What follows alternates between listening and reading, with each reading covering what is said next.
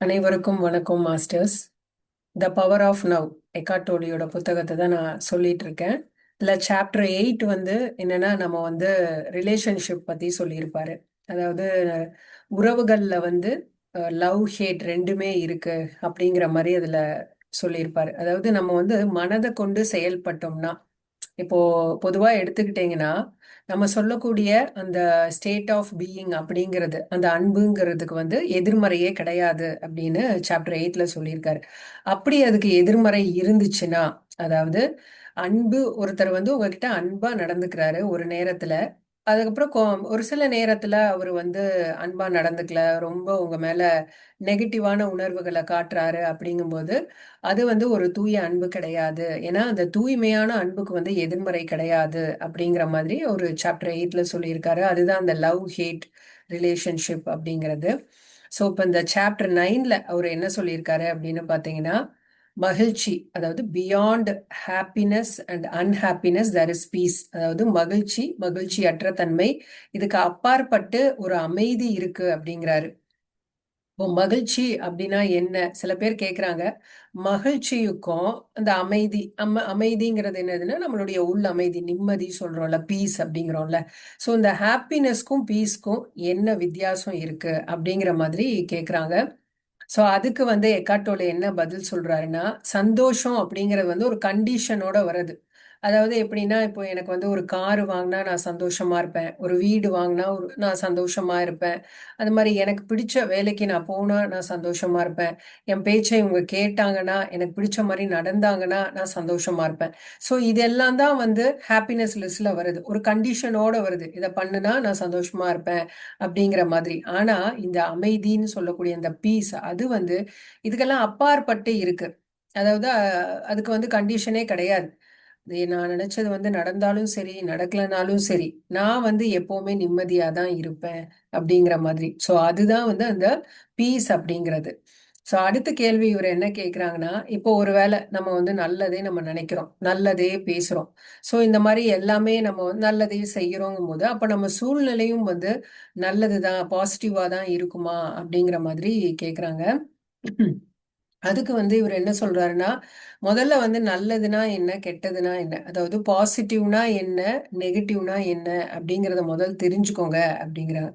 என்னன்னா, இப்போ வந்து நிறைய பேரோட வாழ்க்கையில நிறைய விஷயங்கள் அவங்க தோல்வி அடைஞ்சிருப்பாங்க, நிறைய பெரிய பெரிய ஃபெயிலியர் எல்லாம் பார்த்துருப்பாங்க, பெரிய இழப்பை சந்திச்சிருப்பாங்க, வெறும் பணக்காரர்கள் வந்து ரொம்ப ஒரு தாழ்ந்த நிலைக்கு வந்து போயிருப்பாங்க.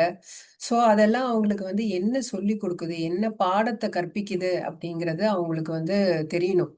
எல்லா வித விஷயத்துலையுமே இப்போ சாதாரணமா ஒரு டெம்பரரியா நமக்கு வந்து உடம்பு சரியாம போகுதுன்னு வச்சுக்கோங்களேன், ஒரு கொஞ்ச நாள், ஒரு 10 நாள் 15 நாள் உடம்பு சரியாம போகுது. ஸோ அந்த உடம்பு சரியாம போறது கூட ஏதோ ஒரு விஷயம் வந்து அதுல அடங்கி இருக்கு நமக்கு கத்துக் கொடுக்கறதுக்கு. ஆனா அது எல்லாராலையும் வந்து அது கத்துக்க முடிய மாட்டேங்குது. ஸோ அதனாலதான் நம்ம என்ன பண்றோம், செஞ்ச தப்பையே ஏன் நம்ம திருப்பி பண்றோம் அப்படின்னா, நாம வந்து அதுல மறைந்திருக்கக்கூடிய அந்த பாடத்தை நம்ம இன்னும் பார்க்காம இருக்கிறது தான், கத்துக்காம இருக்கிறதுனாலதான் திரும்ப திரும்ப நம்ம செஞ்ச தவறையே திரும்ப திரும்ப நம்ம செய்யறோங்கிறது. அதனால உங்க வாழ்க்கையில வந்து ஒரு ஃபெயிலியர், நீங்க தோல்வி அடைகிறீங்க அப்படின்னா அதை பார்த்து நம்ம பயப்படவே தேவையில்ல. ஏன்னா வாழ்க்கையில நடக்கக்கூடிய எல்லா நிகழ்வுகளுமே, எல்லா எதிர்மறையான நிகழ்வுகளுமே, சிச்சுவேஷன்ஸுமே உங்களுக்கு வந்து ஏதோ ஒரு பாடத்தை கற்பிக்கிறதுக்கு தான் வந்து அது நடக்குதே தவிர்த்து, அதனால நம்ம வந்து கஷ்டப்பட்டுக்கிட்டு அப்படியே வந்து உட்கார்ந்துட்டே இருக்கக்கூடாது. கவலையில உட்கார்ந்துட்டு இருக்கிறதே வந்து நம்ம வந்து என்ன என்ன மாதிரி ஒரு மாயையில இருக்கோம் அப்படிங்கிறது தான் அர்த்தம். ஸோ அந்த மாயையில மாட்டிக்காம அதுல இருந்து வெளியில வர்றதுக்காக தான் நம்ம இந்த மாதிரி மெடிடேஷன் இதெல்லாமே செஞ்சுட்டே இருக்கோம். இன்னும் சொல்ல போனா நம்மளுடைய வாழ்க்கையில வந்து ஒரு நல்லது கெட்டது அப்படிங்கிறதே கிடையாது. உயர்ந்த நன்மை அப்படிங்கன்னு ஒண்ணு இருக்கு. அந்த உயர்ந்த நன்மை, உயர்ந்த பார்வையில இருந்து நீங்க பாத்தீங்கன்னா ஹையர் பெர்ஸ்பெக்டிவ் அப்படின்னு சொல்லுவாங்க. அதுல வந்து நல்ல விஷயங்கள் இருக்கு, நல்லதுதான், தூய அன்பு தான், அதுக்கு ஆப்போசிட் இல்லைன்னு சொல்லியாச்சு. ஸோ நான் சொல்லக்கூடிய அந்த இருப்பு அப்படிங்கிறது இருக்கு இல்லையா, அதிலிருந்து வரக்கூடியது தான் இந்த கெட்டது அப்படிங்கிறது. ஸோ நாம வந்து நிறைய விஷயங்கள் இது வந்து நல்லது இது கெட்டது அப்படிங்கிற மாதிரி பிரிச்சு பிரிச்சு பார்க்குறோம்.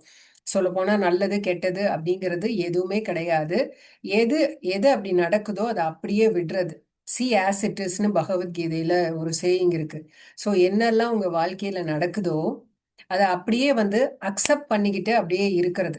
சரிங்களா? அப்படி இருக்கிறது தான். ஆனா நம்ம அந்த ஒரு ஒரு சூழ்நிலையும் சரி, ஒரு ஒரு நிகழ்வையும் சரி, நாம தான் வந்து நம்ம மனதின் மூலியமா இது நல்லது கெட்டது அப்படிங்கிற மாதிரி பிரிச்சு பிரிச்சு நம்ம பார்த்துட்டு இருக்கோம். புக் ஆஃப் ஜெனிசிஸ் அப்படிங்கிறதுல வந்து இந்த ஆதாம் ஏவாள் பத்தி போட்டிருக்காங்க. நம்ம எல்லாத்துக்குமே தெரியும் அவங்க தான் முதல்ல பிறந்தவங்க, முதல்ல அவங்க தான் இருந்தாங்க அப்படின்னு. அவங்கள்ல இருந்து தான் எல்லாரும் அப்படியே எவால்வ் ஆகி வந்தாங்கன்ட்டு. அவங்க வந்து பாரடைஸ் அப்படிங்கிற இடத்துல வந்து அவங்க இருக்கக்கூடாது, அலௌடே கிடையாது. ஆனா அந்த பாரடைஸ் அப்படிங்கிற இடத்துல அவங்க போய் அங்க இருக்கிற ஒரு மரத்துல இருக்க ஒரு கனியை வந்து எடுத்து சாப்பிட்டுருக்காங்க. ஸோ அந்த கனி என்னன்னு பார்த்தீங்கன்னா நாலேஜ். நாலேஜ்ல எப்பவுமே பாசிட்டிவ் நெகட்டிவ் ரெண்டுமே இருக்கு. டுயாலிட்டிங்கிறது நாலேஜ்ல இருக்குது. நல்ல விஷயம், இது நல்ல கெட்ட விஷயம் அப்படிங்கிறது. ஸோ அதை அவங்க சாப்பிட்டதுனால தான் அங்கிருந்து உருவானது தான் இந்த நல்லது கெட்டதுங்கிறது. ஸோ அது அப்படியே எவால்வ் ஆகி அக்குமுலேட் ஆகி இன்னைக்கு எங்க கொண்டு வந்து நிறுத்தி இருக்குன்னா, ஒருத்தருக்கு ஒருத்தர் வந்து பயங்கரமான ரிவெஞ்ச் எடுக்கிறதுக்கும் வார் நடக்கிறதுக்கும் அது வந்திருக்கு. ஸோ ஏன்னா அந்த புக் ஆஃப் நாலேஜ் அப்படிங்கிறது வந்து அந்த ஃப்ரூட் ஆஃப் நாலேஜ் அப்படிங்கிறதுல வந்து இந்த ரெண்டு விஷயமே இருக்கு. ஸோ அதுல அதை அவங்க சாப்பிட்டதுல இருந்து தான் நமக்கு இந்த அளவுக்கு வந்து நம்ம உலகம் இப்படி வந்து மாறி இருக்கு. இன்னொன்று வந்து இவர் இதெல்லாம் சொல்றத பார்த்து இன்னொருத்தவங்க என்ன கேட்குறாங்கன்னா, நீங்க வந்து நல்லது கெட்டது அப்படிங்கிறது ஒண்ணுமே இல்லைங்கிறீங்க, எது நடந்தாலும் அப்படியே அக்செப்ட் பண்ணிக்கோங்க அப்படிங்கிறீங்க. ஸோ உதாரணத்துக்கு வந்து ஒருத்தவங்க வீட்டில் இல்லை ஒரு ஏதாவது ஒரு பெரிய இழப்பு நடக்குது, ஒருத்தவங்க வீட்டில் ஒரு பெரிய ஆக்சிடென்ட் நடக்குது, இல்லாட்டி ஒரு குடும்பத்தில் ஒரு உறுப்பினர் வந்து இறந்தே போறாங்கன்னு வச்சுக்கோங்களேன். ஸோ அப்படி இருக்கும் பொழுது அந்த நிகழ்வை நம்ம எப்படி பார்க்குறது? சொல்லப்போனால் நம்ம டெத்துங்கிறத நம்ம எப்படி பார்ப்போம்? அது வந்து ஒரு கெட்டது அப்படின்னு தானே பார்ப்போம். அது ஒரு நல்ல விஷயமா அப்படிங்கிறமா பார்க்க மாட்டோம். டெத்துனாவே அதை எப்படி பார்ப்போம்னா, ஐயோ அது ஒரு மோசமான இது அப்படிங்கிற மாதிரி தான் பார்ப்போம். ஸோ அப்படி இருக்கும் பொழுது நம்ம அந்த மாதிரி நிகழ்வு நம்ம வாழ்க்கையில் நடக்கும்போது அதை எப்படி வந்து நம்ம அது கெட்டது இல்லை அப்படிங்கிற மாதிரி நான் எப்படி ப்ரிட்டன் பண்றது, எப்படி நடிக்கிறது அப்படிங்கிற மாதிரி கேட்குறாங்க. ஸோ இவர் அதுக்கு என்ன சொல்றாருன்னா, நாம வந்து ப்ரிட்டன் பண்ணவே தேவையில்ல. அவர் என்ன சொல்றாருன்னா, அது ஒரு நிகழ்வு அவ்வளவுதான். அது ஒரு சிச்சுவேஷன் தான். ஒரு டெத் நடக்குது. அத வந்து ஏன் நம்ம வந்து ஒரு கெட்ட நிகழ்வா நம்ம பார்க்கிறோம்? அத அப்படி பார்க்க தேவையில்லல. அது ஒரு நிகழ்வு. அது நடந்துட்டு இருக்கு. ஸோ அத வந்து நீங்க வந்து நடக்கிறதுக்கு அலோ பண்ணணும். ஆனா நம்ம என்ன பண்ணுவோம்? அத அலோ பண்றது கிடையாது. நம்ம மனம் என்ன பண்ணுது? அத வந்து ஒரு கெட்ட நிகழ்வா பார்க்கறதுனால ஒரு எதிர்ப்பு தெரிவிக்குது. ஒரு ரெசிஸ்டன்ட். மனதோட இயல்பே என்ன? எப்ப பார்த்தாலும் ஒரு ஒரு நிமிஷமும் அது வந்து ஒரு எதிர்ப்பு கண்டினியூஸா தெரிவிச்சுட்டே இருக்கிறது தான் மனதுடைய இயல்பு அப்படின்னு பார்க்குறோம். ஸோ இங்க அவர் என்ன சொல்றாருன்னா, நாம வந்து அந்த நிகழ்வை நடக்கிறதுக்கு அனுமதிக்கணும். இன்னொன்று வந்து ஒரு ஒரு நிமிஷத்தையுமே ஒரு ஒரு ப்ரெசன்ட் மொமெண்ட் இருக்குல்ல, ஒன்னொன்னுத்தையுமே நாம வந்து மன்னிக்கணுமா. ஸோ அந்த மன்னிப்பு அப்படிங்கிறது நமக்குள்ள இருந்தாதான் நம்மளால அந்த அக்செப்டன்ஸ் அப்படிங்கிற நிலைமைக்கே வர முடியுமா. ஸோ அப்படி அந்த மன்னிக்கிறது உங்ககிட்ட இல்லைங்கும்போது உங்களுக்கு எப்பவுமே ஒரு கஷ்டம், ஒரு சஃபரிங் உங்களுக்குள்ள இருந்துட்டே இருக்கும். ஒரு இறுக்கமா ஃபீல் பண்றது, அதெல்லாம் என்ன ரீசன் அப்படின்னா, நீங்க தொடர்ந்து உங்க மனசு வந்து எதிர்த்துக்கிட்டே இருக்கு. பிரசன்ட் மொமெண்ட்டை எதிர்த்துக்கிட்டே இருக்கு அப்படிங்கிறது தான். ஸோ இன்னொன்று வந்து இவர் வந்து சந்தோஷம் அப்படிங்கிறத பற்றி சொல்லியிருக்காரு. அதுக்கு வந்து அவர் என்ன உதாரணம் சொல்றாரு அப்படின்னு பார்த்தீங்கன்னா, இப்போ வந்து உங்களுடைய லவ்டு ஒன்ஸ் ஒருத்தவங்க வந்து இறந்துடுறாங்க. இல்லை உங்களுக்கே நீங்கள் என்னைக்கு சாக போறீங்க அப்படிங்கிறத பற்றி உங்களுக்கே தெரிஞ்சிருச்சு. ஸோ நான் இன்னும் ஒரு 10 நாள் தான் உயிரோட இருக்க போறேன் அப்படிங்கிறது கன்ஃபார்மாக உங்களுக்கு தெரிஞ்சிருச்சுன்னு வச்சுக்கோங்க. அப்போ கண்டிப்பாக வந்து உங்களுக்கு சந்தோஷமா இருக்க முடியாது தான். ஏன்னா நம்ம சாக போறோங்கும்போது நம்ம கண்டிப்பாக கவலைப்படுவோம். கொஞ்சம் அழுகவும் வரும். அப்புறம் நம்மளை சுத்தி இருக்கவங்களும் நமக்கு வந்து கஷ்டப்படுவாங்க. இதெல்லாம் இருக்க தான் செய்யும். ஆனா ஒரு நிம்மதி உங்களுக்குள்ள இருக்கும்ல. ஏன்னா உங்களுக்கு வந்து அந்த அக்செப்டன்ஸ்க்கு வந்துட்டீங்கல்ல. ஆமா நான் 10 நாளுக்குள்ள இறந்துருவேன் அப்படிங்கிறது வந்து ஒரு அக்செப்டன்ஸ்க்கு வந்துடுறீங்கல்ல. அதை இல்ல இல்ல நான் வந்து இறக்க மாட்டேன், நான் எப்படியுமே இருப்பேன் அப்படிங்கிற மாதிரி உங்களுக்குள்ள அப்படியே ஒரு இறுக்கமா இருப்பீங்களா? இல்லாட்டி நீங்க வந்து ஓகே நம்ம இறக்க தான் போறோம், எப்படியுமே நம்ம இறக்க போறோம் அப்படிங்கிற அந்த அக்செப்டன்ஸ் வந்துரும்ல.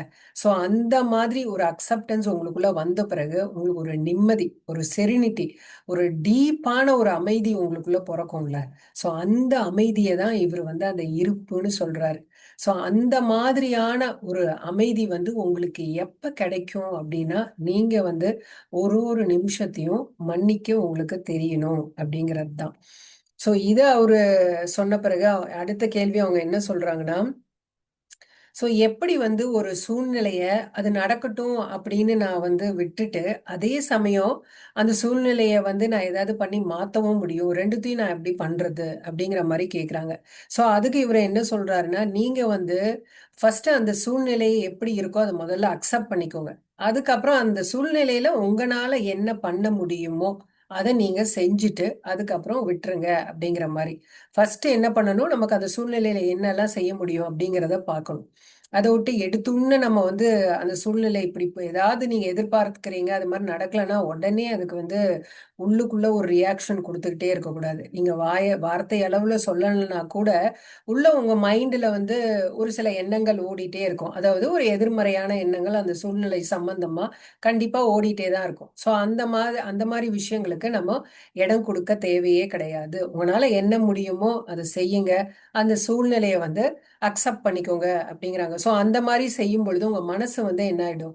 ஃப்ரீ ஆயிடும். உங்க மனசு வந்து அந்த சூழ்நிலையோட போய் அட்டாச் ஆயிக்காது. ஸோ அந்த இடத்துல வந்து உங்க ஈகோக்கு வேலை இல்லாம போயிடும்.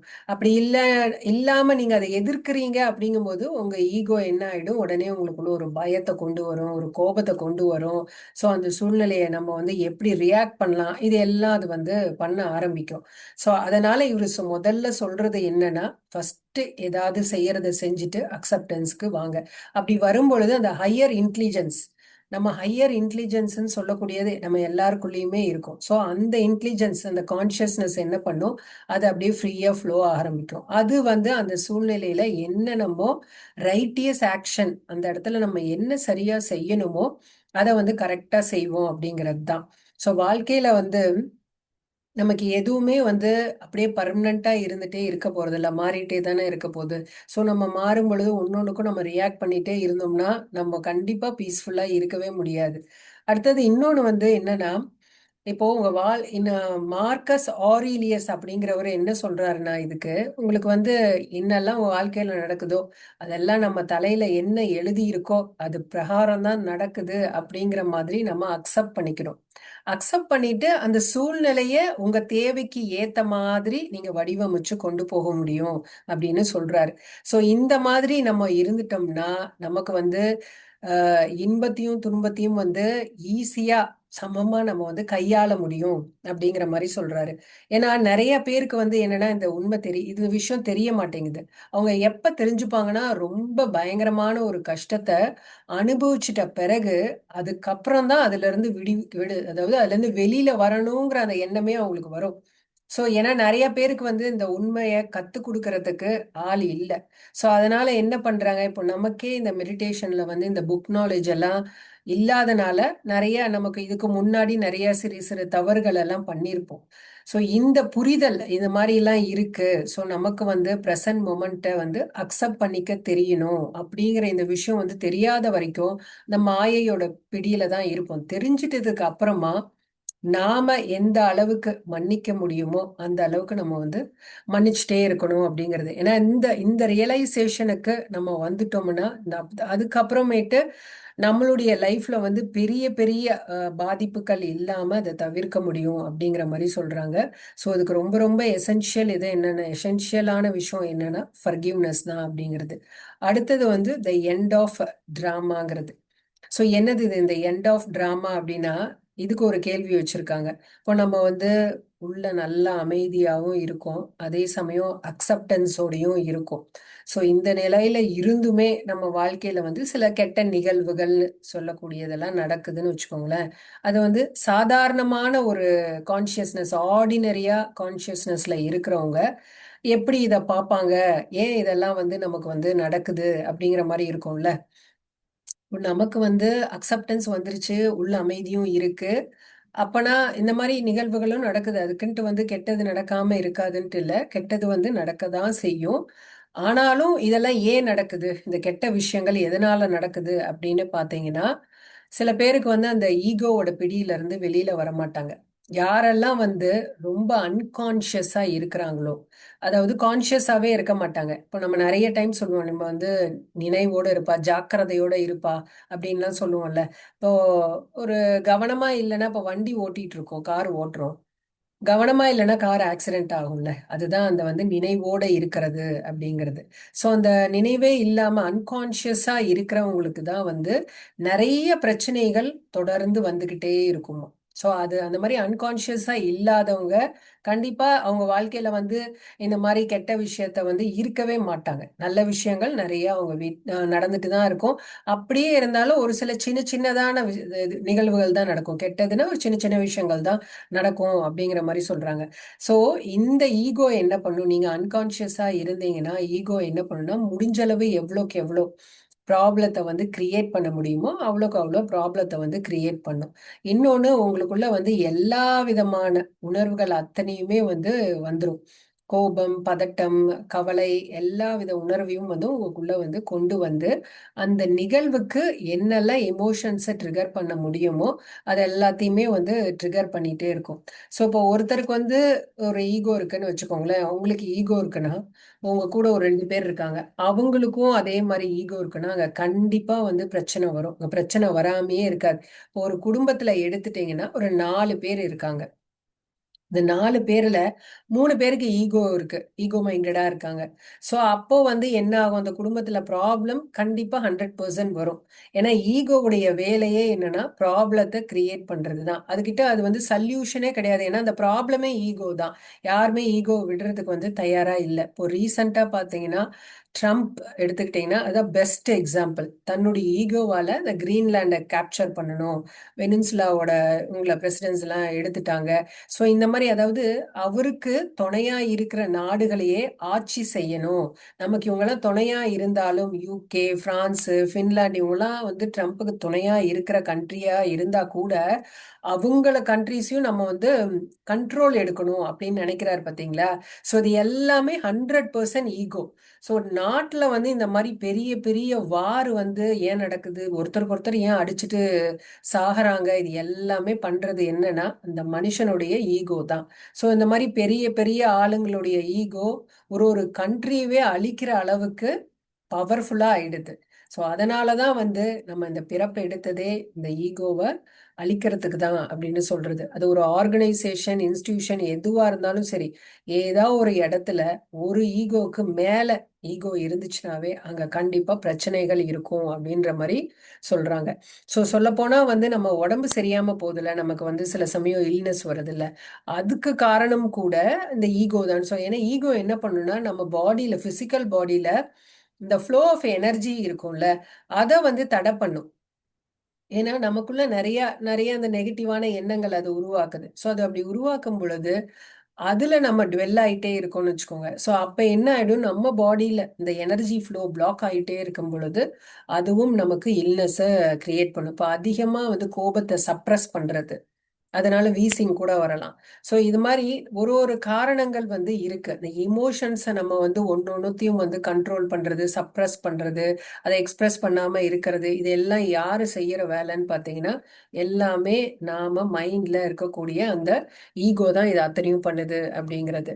ஸோ இன்னொன்று வந்து இப்போ வந்து இந்த ஈகோக்கு எப்பவுமே லைஃப்ல வந்து ஒரு டிராமா கிரியேட் பண்றது தான் பிடிக்கும். ஒரு சிலருக்கு பார்த்தீங்கன்னா நீங்க மெடிடேஷன் பத்தி எவ்வளவுதான் சொன்னீங்கன்னா கூட அவங்க வந்து அதை ஏத்துக்க மாட்டாங்க. அவங்களுக்கு வந்து இந்த மாதிரி ஒரு டிராமா போடுறது தான் பிடிக்குமே, ஒரு நெகட்டிவா இருக்கிறது தான் அவங்களுக்கு பிடிக்குமே. அதாவது நெகட்டிவானா ஒரு விஷயத்த நினைச்சு கவலைப்படுறது, புலம்புறது, கிரிட்டிசைஸ் பண்றது, குறைப்பட்டுக்கிறதுன்னு சொல்லுவாங்க. இது மாதிரி இருக்க தான் அவங்க விருப்பப்படுவாங்களே. அவங்க வந்து சல்யூஷனே தேட மாட்டாங்க.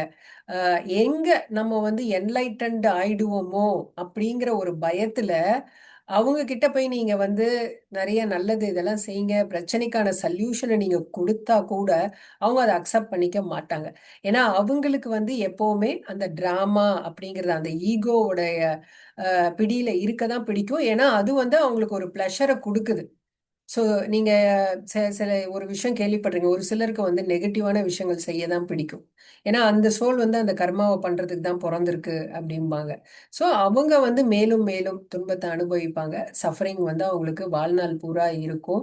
அவங்க வந்து தன்னையும் வந்து கஷ்டப்படுத்திப்பாங்க, அடுத்தவங்களையும் கஷ்டப்படுத்திப்பாங்க. ஸோ அதுக்கான எல்லா டிராமாவையும் அவங்க பண்ணிட்டு தான் இருப்பாங்க. ஸோ இந்த மாதிரியும் சில ஈகோ இருக்கு. ஈகோ மைண்டட் பீப்புள் இந்த மாதிரியும் இருக்காங்க. பொதுவா அரசியல் அரசியல்வாதிகள்லாம் பார்த்தீங்கன்னா அவங்க ஒரு கட்சியில பெரிய ஆளா வராங்கன்னா அந்த பொசிஷனை வந்து அவங்க ஹோல்ட் பண்றதுக்காக என்ன வேணா செய்வாங்க, காசு கொடுப்பாங்க, இல்ல கொலை பண்ணுவாங்க, ஏதாவது பண்ணி வந்து, ஏன்னா அந்த சந்தோஷம் அவங்களுக்கு கிடைக்குது இல்ல.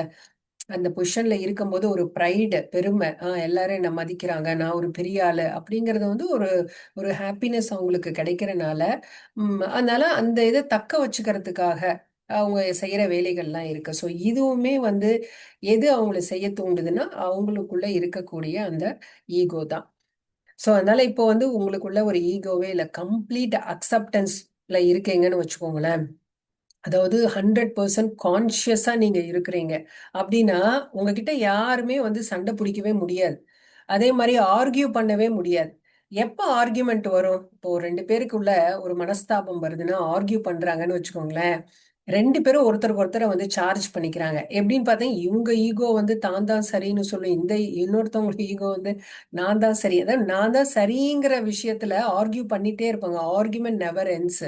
அதை நம்ம வந்து கேள்விப்பட்டிருக்கோம். ஸோ எப்போ வந்து ஒரு ஆர்கியூமெண்ட்டுக்குள்ள போறீங்களோ அப்பவே நீங்க தெரிஞ்சுக்கலாம், okay you are operated by ego. ஓகே நம்ம ஈகோ நம்மளை கட்டுப்பாட்டுக்குள்ள வச்சிருச்சு அப்படிங்கிறத நீங்க தெரிஞ்சுக்கலாம். ஆனா நீங்க வந்து கான்ஷியஸா இருந்தீங்கன்னா யாருமே வந்து உங்ககிட்ட ஆர்கியூவே பண்ண முடியாது.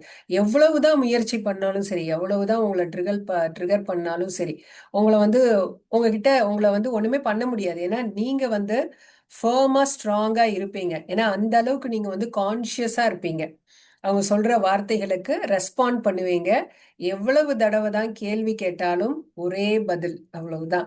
ஸோ உங்களை எவ்வளவு தூண்டி விட்டாலும் நீங்க அதே மாதிரி இந்த இன்னர் பீஸோடயே இருந்துட்டு இருப்பீங்க. ஸோ அதுதான் வந்து நம்ம எப்பவுமே கான்ஷியஸா இருக்கிறதுங்கிறது. ஸோ நிறைய விஷயங்கள் இதை பத்தி வந்து இந்த கோர்ஸ் இன் மிரக்கல் அப்படிங்கிற புக்கு வந்து இதை பத்தி ஈகோவை பத்தி நிறைய சொல்லியிருக்கு. அது மட்டும் இல்ல, அதுல இன்னொன்னு என்ன சொல்லப்பட்டிருக்குன்னு பாத்தீங்கன்னா, எப்ப வந்து நம்ம இந்த மாதிரி கான்ஷியஸா இருக்கிறோமோ, ரொம்ப 100% கான்ஷியஸா இருக்கிறோமோ, அப்ப நமக்குள்ள இருக்கக்கூடிய அந்த கான்ஃபிளிக்ட்டுமே போயிடுங்கிறாங்க. அதாவது நமக்குள்ள ஒரு மன போராட்டம் இருக்கும்ல, வெளியில மட்டும் வந்து சண்டை இருக்காது, நம்ம மனசுக்குள்ளேயே வந்து அப்படியே சொல்லுவாங்கல்ல, நமக்குள்ள ரெண்டு மிருகம் இருக்கு, ஒரு மிருகம் சரின்னு சொல்லும், இன்னொன்னு தவறு. ஸோ அந்த ரெண்டு மிருகத்துக்குள்ள ஒரு போட்டி நடந்துகிட்டே இருக்கும் எப்பவுமே அப்படிங்கிறது. அதே மாதிரி நமக்கு வந்து செல்ஃப் இமேஜ் அப்படிங்கிறது ஒன்று மட்டும் நம்ம வச்சிருக்க மாட்டோம், நிறைய செல்ஃப் இமேஜ் நமக்குள்ள வச்சிருப்போம் நம்மளை பத்தி நாமளே. ஸோ அது எல்லாமே இல்யூஷன் தான். அந்த செல்ஃப் இமேஜ் எல்லாமே ஒண்ணுக்குள்ள ஒண்ணுக்குள்ள என்ன ஆகும், சண்டை போட்டுட்டே இருக்கும். அதுவுமே இன்னர் கான்ஃபிளிக்ட் அப்படிம்பாங்க. ஸோ இந்த மாதிரி நீங்க கான்சியஸா இருக்கும் பொழுது அந்த இன்னர் கான்ஃபிளிக்ட்டுமே அப்படியே கம்ப்ளீட்டா போயிடும், நீங்க நல்ல பீஸ்ஃபுல்லா இருப்பீங்க அப்படிங்கிறது. ஸோ இங்க வந்து கீ என்னன்னு பார்த்தீங்கன்னா, எந்த அளவுக்கு நீங்க கான்ஷியஸா இருக்கணுமோ அந்த அளவுக்கு கான்ஷியஸா இருங்க. அதே மாதிரி நீங்க ஈகோவோட கட்டுப்பாட்டுக்குள்ள இருக்கோங்கிறதையும் நீங்க தெரிஞ்சுக்கோங்க. ஒரு ஆர்குமெண்ட் நீங்க பண்ணும் பொழுதோ, இல்லாட்டி நெகட்டிவா ஒரு மனுஷங்களை பத்தி யோசிக்கும் பொழுதோ, இல்ல ஒருத்தவங்களுக்கு நம்ம ஏதாவது அவங்கள ஹர்ட் பண்ணணும் அப்படின்னு ஏதாவது ஒரு தாட் உங்களுக்குள்ள வரும் பொழுதோ, அப்பவே நீங்க வந்து சுதாரிச்சுக்கலாம். ஓகே நம்ம வந்து ஈகோவோட கட்டுப்பாட்டுக்குள்ள இருக்கோம், ஸோ இது நமக்கு யூஸ் ஆகாது. எப்பவுமே ஈகோ உங்களை வாழ வைக்காது, உங்களை அழிக்க மட்டும்தான் செய்யும்.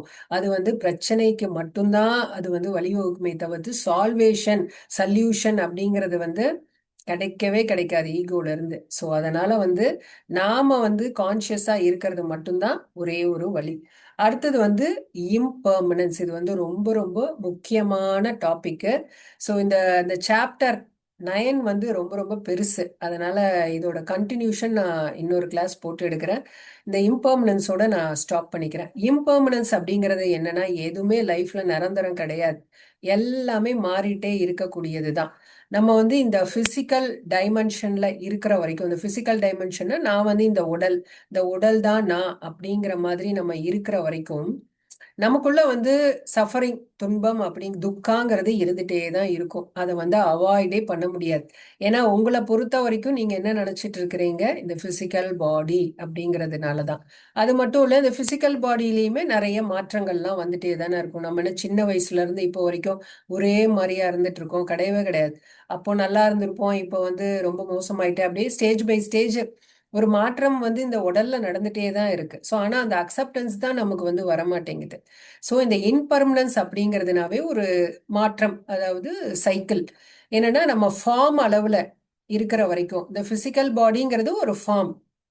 ஸோ அந்த ஃபார்ம் அளவில் நம்ம இருக்கிற வரைக்கும் பிறப்பு இறப்பு அப்படிங்கிறது ஒன்று இருக்கும். அதே மாதிரி நீங்கள் ஒரு ஸ்டேஜில் நல்ல growthன்னு இருந்துச்சுன்னா, வளர்ச்சின்னு ஒன்று இருந்துச்சுன்னா வீழ்ச்சின்னு ஒன்று இருக்கும். நல்லது கெட்டது அப்படிங்கிற மாதிரி இங்கேயும் வந்து என்னன்னா இந்த மாதிரி டெத்து, பிறப்பு இறப்பு, அதே மாதிரி நீங்கள் வந்து ஒரு கிரியேஷன், ஒரு ஏதாவது ஒரு விஷயத்தை உருவாக்குனீங்கன்னா அதுக்கு அழிவு அப்படிங்கிறதுமே இருக்க தான் செய்யுது.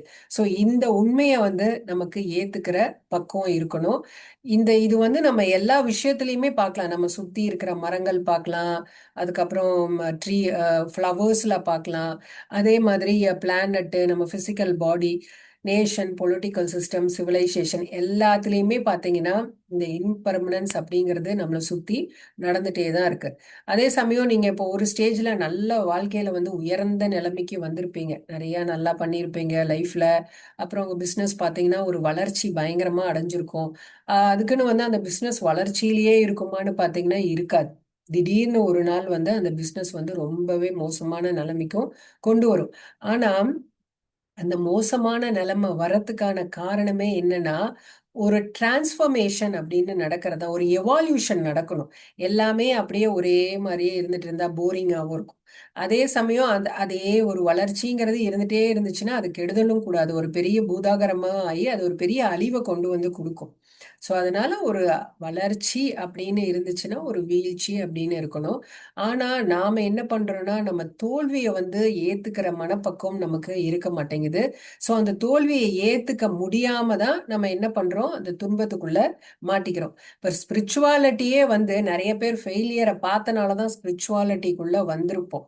ஏன்னா நமக்கே வந்து அது நிறைய பாடங்களை கற்றுக் கொடுத்துருக்கோம். ஒரு டிரான்ஸ்ஃபர்மேஷன் நமக்கு தேவைப்படுது, ஹையர் ஸ்பிரிச்சுவல் எனர்ஜி நமக்கு தேவை அப்படிங்கிறதுனால தான் நாம வந்து அந்த ஸ்பிரிச்சுவாலிட்டிக்குள்ளேயே வருவோம்.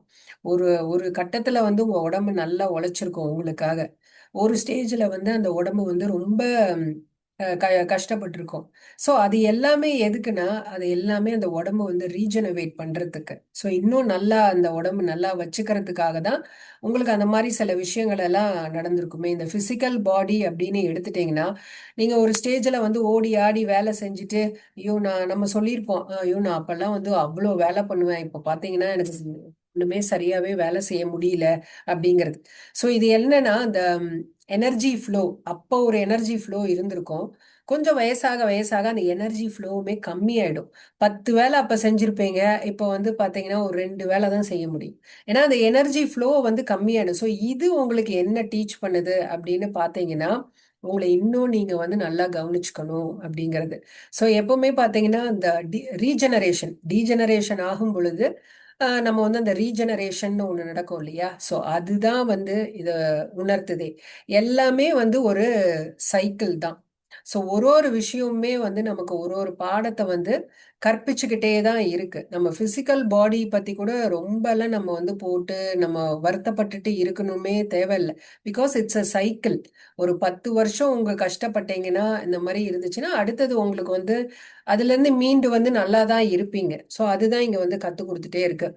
புத்தர் வந்து இதை எவ்வளவோ வருஷத்துக்கு முன்னாடியே சொல்லிட்டார். அதாவது இம்பர்மனன்ஸ் அப்படிங்கிறது இந்த கான்ஸ்டன்ட் ஃப்ளக்ஸ் அப்படிங்கிறது, அதாவது தொடர்ந்து மாறிக்கிட்டே தான் இருக்கும். கண்டிஷனும் சரி, சுச்சுவேஷனும் சரி, ஒரு இடமா இருந்தாலும் சரி, உங்க பதவியும் சரி, உங்களுடைய பொருளும் சரி, எல்லாமே உங்களுக்கு எப்பவுமே இருந்துட்டே தான் இருக்கும். எப்பவுமே நம்ம வந்து பணக்காரங்களா தான் இருந்துட்டே இருப்போம் அப்படின்லாம் கிடையாது.